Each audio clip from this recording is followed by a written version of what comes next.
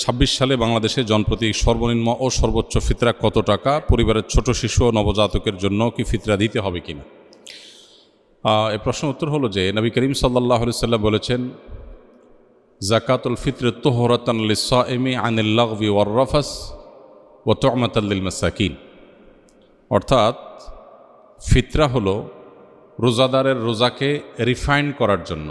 রোজাদার রোজা রেখে ভুল কিছু বলে ফেলে, অহেতুক কোনো কথা বলে ফেলে, কোনো কাজ করে থাকে যেটার ফলে রোজার গুণগত মান ক্ষুণ্ণ হয়, এ সকল ত্রুটি বিচ্যুতি থেকে রোজাকে পরিচ্ছন্ন এবং পবিত্র করবার জন্য ইসলাম ফিতরার বিধান দিয়েছে।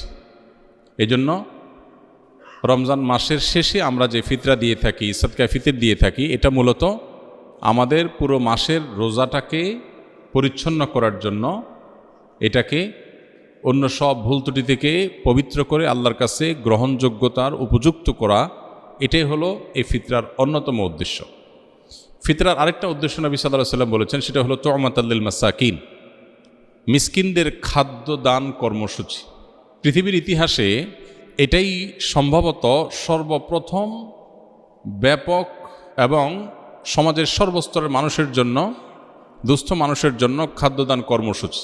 আজকের পৃথিবীতে বহু খাদ্যদান কর্মসূচি, কর্মবিনিময় খাদ্য, নানান প্রজেক্টের কথা আমরা জানি, কিন্তু ১৫০০ বছর আগে আল্লাহ নির্দেশে নবী করিম সাল্লাল্লাহু আলাইহি সাল্লাম রমজানের শেষে সকল রোজাদারদেরকে, সচ্ছল রোজাদারদেরকে যে ফিতরা দেওয়ার নির্দেশ করেছেন, এটার উদ্দেশ্যই হলো যে ঈদের একটি দিন অন্তত সকল অসহায়, দুস্থ, গরিব, অভাবী মানুষের বাসায় খাবারের ব্যবস্থা যেন থাকে।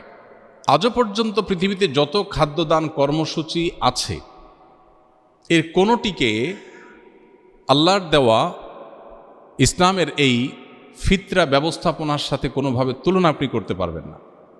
একযোগে গোটা বিশ্বের এত অভাবী মানুষের খাবার অন্য কোনো ইস্যুকে কেন্দ্র করে পৃথিবীর কেউ আজও পর্যন্ত দিতে পারেনি, যেটা রমজানকে ঘিরে ফিতরা কেন্দ্রিক খাদ্যদান কর্মসূচি মুসলমানরা গোটা বিশ্বব্যাপী করে থাকে। তো এই ফিতরা সম্পর্কে আমাদের অনেকেরই জানার থাকে, এবছর ফিতরা কত, এটার মূল কনসেপ্টটা আমাদের একটু জানা দরকার। ফিতরা কি প্রতি বছর চেঞ্জ হওয়ার জিনিস কিনা? আমরা প্রতি বছর তো ফিতরার দাম, মূল্য নির্ধারণ হয়ে থাকে। তো এটার উত্তর হলো যে ফিতরা যেহেতু খাদ্যদান কর্মসূচি, খাদ্যের পরিমাণ, পরিমাপ এটা শরিয়া ঠিক করে দিয়েছে। খাদ্যের মূল্য দিয়ে যদি ফিতরা আদায় করা হয়, তাহলে সেক্ষেত্রে খাদ্যের মূল্য তো উঠানামা করে, সেই হিসেবে ফিতরা কত হয় এক এক বছর এক একটা হতে পারে। নবী করিম সাল্লাল্লাহু আলাইহি সাল্লামের হাদিসে গম, আটা, জব, খেজুর, কিশমিশ এ সমস্ত খাবার দিয়ে মূলত ফিতরা দেওয়া নির্দেশনা নবী সাল্লাল্লাহু আলাইহি সাল্লাম দিয়েছেন।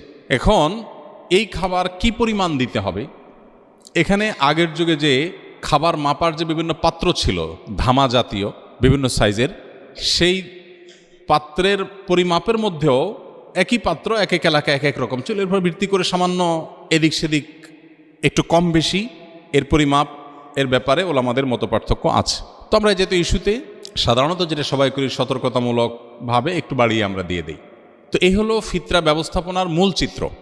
পরে এক সময় ফুকাহা একরাম অনেকে গবেষণা করলেন যে নবী করিম সাল্লাল্লাহু আলাইহি সাল্লামের সময়কার পৃথিবীতে সাধারণত পণ্যের বিনিময়ে পণ্যের কেনাবেচা হতো, মুদ্রার বিনিময়ে পণ্যের কেনাবেচা খুবই কম হতো। এখন যেমন পণ্যের বিনিময়ে পণ্য, মানে কেউ চাল দিল, চাল দিয়ে সবজি নিল, এটা যেরকম খুব রেয়ার কেস, সে যুগে মুদ্রা দিয়ে কেনাবেচাটা খুব কম হতো। বিশেষ করে স্থানীয় বাজারগুলোতে মানুষ মুদ্রা দিয়ে পণ্য কেনাবেচা যেমন করতো, আবার পণ্য দিয়ে পণ্য কেনাবেচা হতো। অর্থাৎ মুদ্রার ইম্পর্টেন্সি বা এটার ব্যবহার এখন যেরকম গোটা পৃথিবীতে ব্যাপকভাবে এটার উপরে গোটা পৃথিবী দাঁড়িয়ে আছে অনেকটা, তখন সেটা এভাবে ছিল না। এখন গরিবের জন্য খাদ্য দেওয়ার চাইতে নগদ টাকা দিলে তার সুবিধা অনুযায়ী খাদ্য কিনে নেবে, সেটা অধিকতর উত্তম কিনা, এটা হলো প্রশ্নের ব্যাপার। অনেক হলো আমাদের মতে এটা যেহেতু গরিবের জন্য বেশি উপযোগী, তার সুবিধা মতো কিনতে পারে, এই জন্য ফিতরা মূলত খাদ্য দান ব্যবস্থাপনাই, তো টাকা দিয়ে দিলে তার মতো সুবিধা করে সে কিনতে পারলো। এ হলো মূল বিষয়। এখানে একটা বিষয় বলে রাখি, আমাদের মতো দেশে হয় অবশ্য বহু মানুষ আছে অভাবী, যাদেরকে ফিতরা দেয়া যেতে পারে, এরকম অভাবী গরিব মানুষ আছে, কিন্তু পৃথিবীতে অনেক দেশ আছে যেখানে আসলে এরকম সারা দেশের মানুষের খাদ্য দেওয়ার মতো ওরকম উপযুক্ত মানুষও খুঁজে পাওয়া যায় না খুব বেশি। যেমন সৌদি আরবে আমি দেখেছি গরিব মানুষরা ফিতরার চাউল তারা খাবার দিয়েই দেন। সৌদি আরব উলামা একরাম টাকা দিয়ে দেওয়া এর প্রবক্তা নন, তারা খাদ্য দিয়েই দেন, সাধারণত চাল দিয়ে দেন। তো এখন একজনের পক্ষ থেকে তারা 2 কেজি 2.5 কেজি চাল দিয়ে দেন। ফ্যামিলি কয়েকজন হলে ওইভাবে তারা বস্তা করে বিক্রি করেন। দোকানগুলোতে সব রমজান উপলক্ষে ফিতরার চাল বিক্রি হয় বিভিন্ন প্যাকেজে, 5 কেজি 10 কেজির বস্তা। তো আমি দেখেছি যে সেখানে গরিবরা অনেকেই চালের স্তূপ হয়ে যায়, কারণ গরিব তো খুব কম, ফিতরা তো সবাই দিচ্ছে আর সবাই তো চালই দিচ্ছে।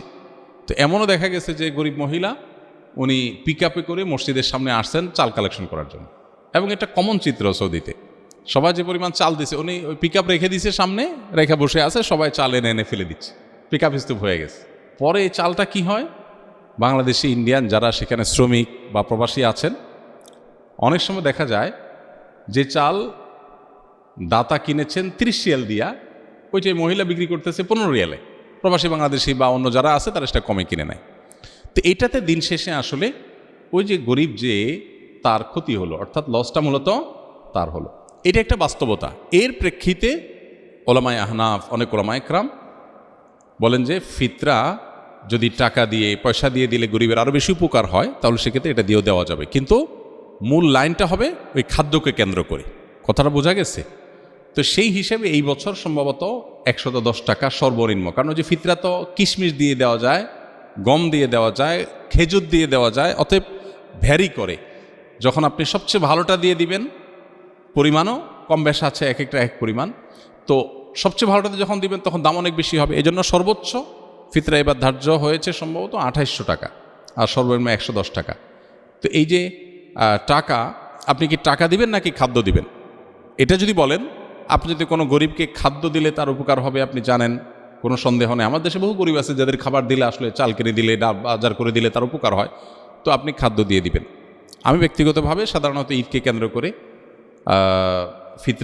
ফিতরার জন্য গরিব কোনো পরিবারকে সবার পক্ষ থেকে আমি চাল কিনে দিই, আর এক্সট্রা হিসেবে নিজে থেকে ঈদ উপলক্ষে আরও কিছু খাবার মুড়ি টুড়ি কিনে যাতে করে সুন্দর করে তারা খেতে পারে, এটা করি। এর শরীয়ত আমাকে নির্দেশ দিয়েছে শুধুমাত্র আমাকে মৌলিক খাদ্য যে রেস্টে দিতে, তার পাশাপাশি অন্য কিছু নফল হিসাবে আমি দেই, এটা আমার নিজস্ব চর্চা।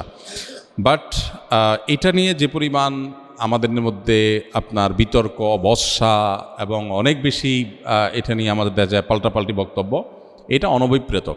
ওলামাদের এই সমস্ত ইজতিহাদি বিষয়গুলোতে, গবেষণাগত বিষয়গুলোতে একেবারে আপনার জাবর কেটে কোনোটাকে সঠিক কোনোটাকে রং বলে আমরা সাধারণ মানুষ অন্তত সোশ্যাল মিডিয়াতে এটা নিয়ে পাল্টাপাল্টি করা কোনো অবস্থাতে উচিত না বা গ্রহণযোগ্য না। আর ফিতরা দেওয়ার ক্ষেত্রে বাচ্চাদের পক্ষ থেকে ফিতরা দিতে হয়। ফিতরা পরিবারের কর্তা যিনি, তার পরিবারের সকল সদস্য যারা তার অধীনস্থ আছেন সবার তরফ থেকে তিনি ফিতরা দিবেন। এমনকি যে বাচ্চা ঈদের আগের দিন জন্মগ্রহণ করেছে, আর যদি তারপরে জন্ম হয় তাহলে তার জন্য ফিতরা নেই। মোদ্দা কথা, সকল পরিবারের সকল সদস্যদের তরফ থেকে ফিতরা হবে, তবে কেউ যদি মারা গিয়ে থাকে তাহলে তার তরফ থেকে ফিতরা প্রযোজ্য হবে না।